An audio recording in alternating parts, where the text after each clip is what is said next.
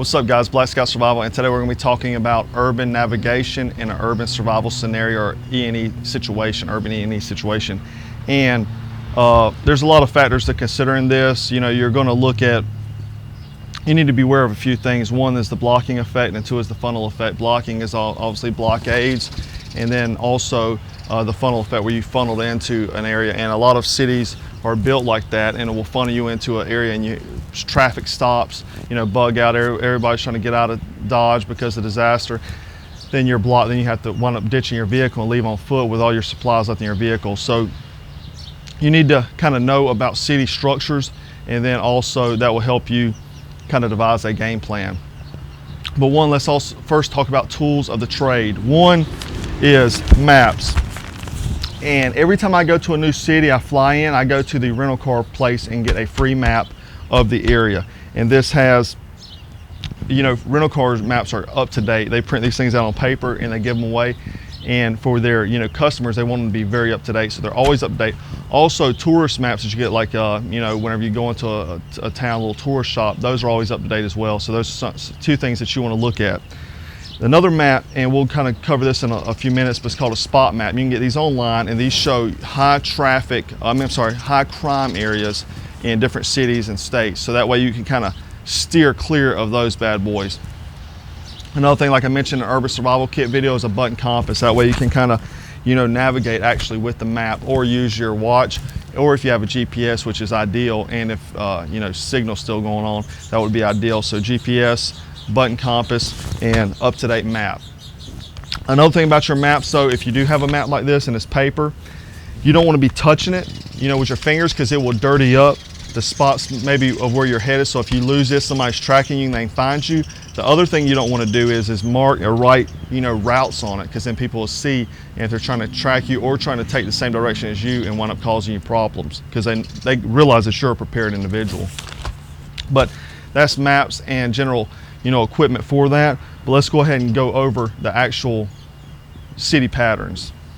All right, guys, so let's go over the kind of city structures. Basically, one, you have the core, which is the heart of the city, and it's usually where all the high rises and stuff like that are, and you have your main streets intersecting.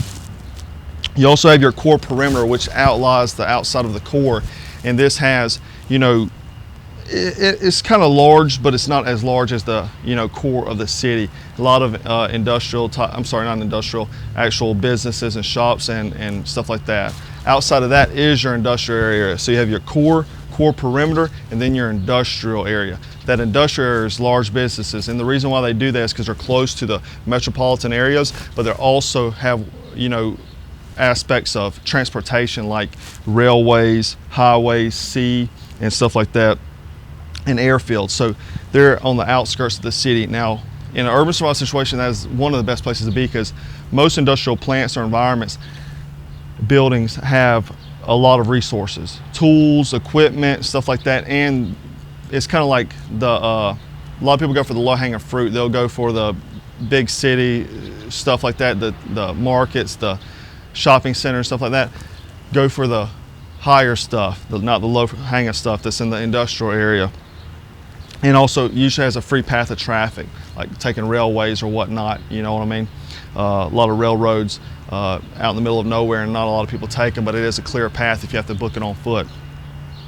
But there is also, room for, a lot of room for big equipment in industrial areas. So, you have potential for gasoline also, fuel, because a lot of places have fuel.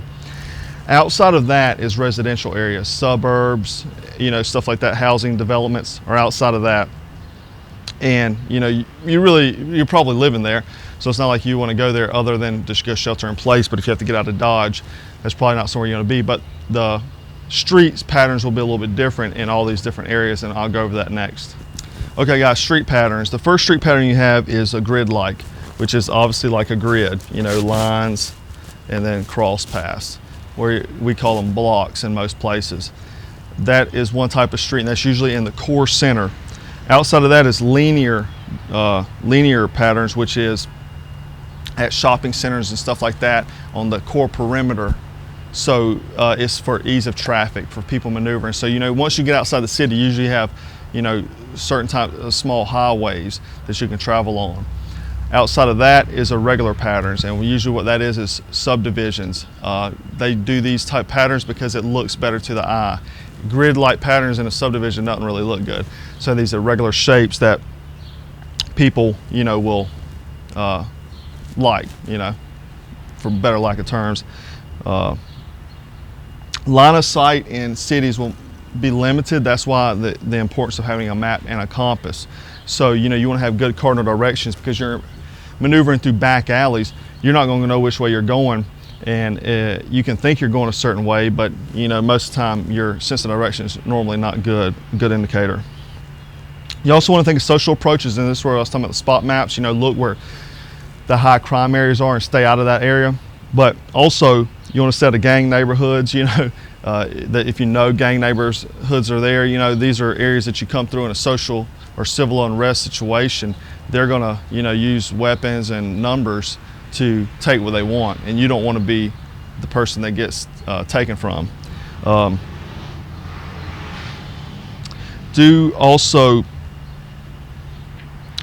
Do research on your area of operation. So if you're going to